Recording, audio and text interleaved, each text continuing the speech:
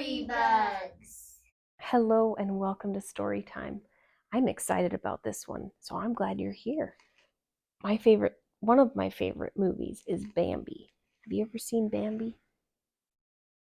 Well, this book is a chapter book, so it tells the whole story of Bambi, but it's broken up into little parts. And this was adapted from the film by Joan Ryder, illustrated by David Pacheco and Jesse Clay, and published by Disney Press. So we're going to read the story of Bambi and go through piece by piece. We're going to start with chapter 1. There's our beautiful waterfall in the distance.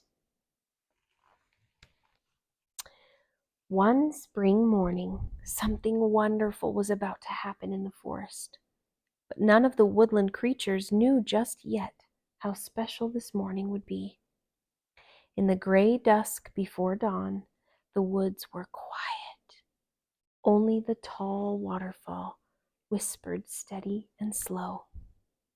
And Old Owl, tired from hunting all night, glided on strong, silent wings back to his tree.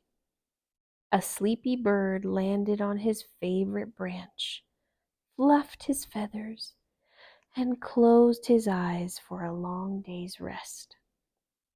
As the sun crept into the sky, other creatures stirred. In the tall, towering trees, animals woke up. Long-tailed squirrels and tiny striped chipmunks uncurled and stretched. Morning was beginning, and it was time to look for breakfast. A mother bird flew to her nest, carrying bright cherries for her 3 babies. 2 of the young birds fought furiously over who would get the fruit. While they weren't looking, the 3rd baby ate all the sweet cherries himself. Near the ground, a tiny mouse crept from his round, grassy nest. Above his head, a dewdrop trembled from a leaf. He caught the cool drop of water in his paws and washed his soft, furry face in dew. A blue messenger bird, singing a new song, suddenly flew through the trees. Woodpeckers peeked from their tree holes to listen. Beavers popped up from the cool pond to hear. The messenger bird was spreading the news. Someone special had just been born. As the blue bird passed overhead, all the woodland animals stopped what they were doing. Soon a trail of rabbits and quail, squirrels and chipmunks followed the bird through the forest. Under Owl's tree, a young rabbit thumped on a hollow log with his broad, flat foot. Drumming was his way to call the animals. "Wake up, friend Owl," Thumper shouted to the sleeping bird. "Oh, what now?" said Owl in a grumpy voice. He was still half asleep.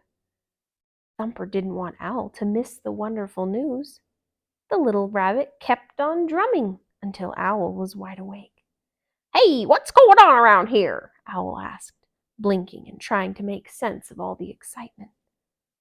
Below him, a trail of animals was rushing by. It's happened," called Mother Rabbit as she dashed beneath the tree. "The new prince is born," the animals cried. "We're going to see him." "Come on," Thumper called to Owl. "You better hurry up." As quick as he could, Owl followed the animals who were leaping and flying and dashing through the forest. All the curious creatures stopped at a thicket of bushes and peeked inside. Tucked in a safe, quiet space were 2 deer, a doe, and her newborn fawn.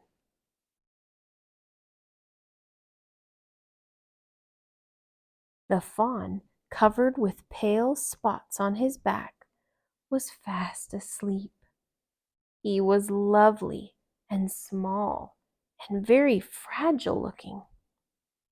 "Well, this is quite an occasion," said Owl to the new mother. Yes, sir, it isn't every day a prince is born. You're to be congratulated. Yes, congratulations, said everyone, wishing her well. The doe looked at all the animals who had come to admire her fawn. Thank you very much, she said. Then she gently nuzzled her baby to wake him. Come on, she said softly. Wake up. We have company. The young fawn opened his eyes, blinking at the brightness and all the smiling faces who called to him. Hello, hello, young prince. Old Owl grinned at him and called, Yoo-hoo! In a loud voice. At first the fawn was startled, but Owl looked so funny with his big winking eyes that the fawn had to smile. Look, he's trying to get up, said Thumper. Getting up was harder to do than the fawn had thought. His new long legs trembled and shook, and he crashed to the ground. A little wobbly, isn't he? Said the young rabbit. Thumper, called his mother. Well, he is, said Thumper. He had a habit of saying just what he thought, and it often got him into trouble. You are wobbly, aren't ya? The little rabbit said again, as the fawn tottered, then tumbled once more. His new legs were hard to control. Let's look at the picture.